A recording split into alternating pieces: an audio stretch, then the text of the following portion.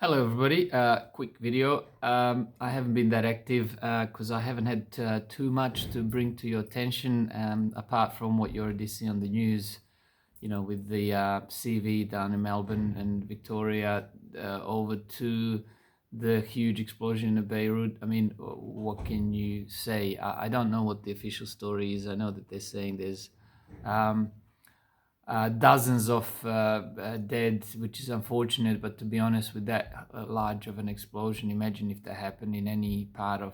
I mean, it was close to the water or the dock, and imagine any kind of dock situation in Sydney, say, down in where the airport is, and there's enough residential buildings, there's enough people where you'd expect actually more casualties. So this is, I think, fortunate that it wasn't that large, which is, totally the wrong thing to say. But uh, in any case, it just looked apocalyptic. I didn't start this video to talk about that explosion or anything else that happens in the mainstream, but I wanted to bring to your attention a video.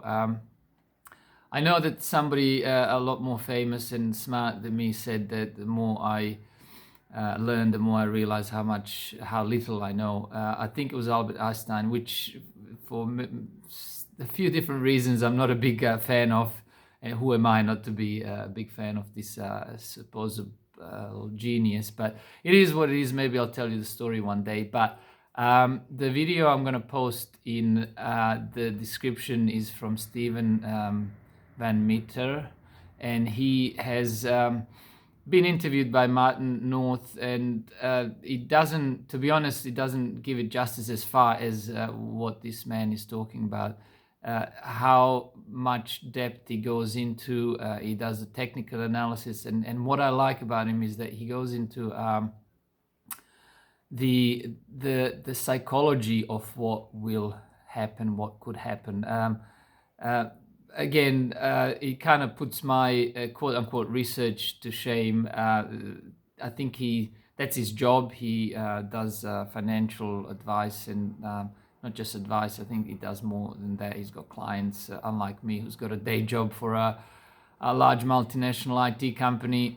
So of course he's got more clout, and he so should. But the video I am going to post the link down in the description, describes what he thinks is going to happen before the elections in the US that are scheduled for November 3rd, 2020. And I don't want to reveal too much, just so I'm not A, stealing the content, B, spoiling you watching that video. But he's got an amazing way of putting it together, what the banks, large commercial banks, do in America as in relation to the Federal Reserve. That is really, they control the Federal Reserve, believe it or not. In a sense, he'll explain it much better. And then what the Federal Reserve Chairman Powell and then Trump are going to do to get the stocks up. Now, what am I saying? Again, I'm not going to spoil it. You're going to have to watch the video to find out what he says the stocks are likely to, which way they're likely to go, up or down, and or down before the elections, because we've still got a few months left. And another thing, if you think the interest rates are low, he's completely, truly contrarian, and not just for the sake of being contrarian. He explains why the interest rates are going to go lower, which means that the bonds are going to go up higher. And I'm kind of revealing it slightly, but there's more to it. So when the bond prices go up, that means the yields are going down. That means normally when the bonds are going up, the stocks are going down. But again, nothing goes up or down in the linear fashion. So there'll be, let's say, ups and downs, and it seems like large ones before November 2020, before the election. So, and it's brilliant how he's saying that everyone who's might have missed out on this last pullback is not going to happen again, and why they missed out. I mean, I am putting a lot of question marks in your mind That's probably really spooking this video, but I think it was brilliant, and I don't know what Steven's going to do with his channel. He was saying something about maybe focusing on his client work more, and so be it, but I just wish he sticks around and gives us these insights, because, and we'll find out very soon by November whether he was right, let's call it, but I cannot see how he's not going to be right the way he presented the case.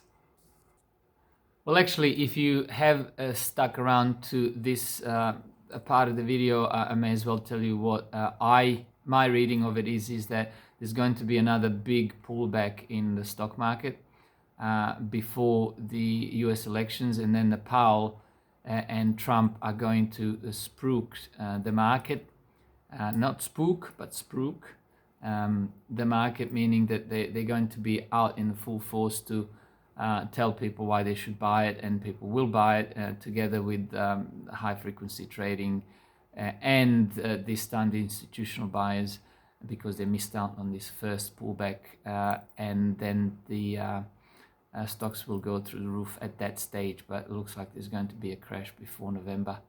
All right, well, I kind of spoiled it, but you really need to go and convince yourself why that is the case by his argument, which is very much so educated, unlike mine, which is just rehashing someone else has done. But I still don't apologize for it. I want to bring as much of this information to as many people.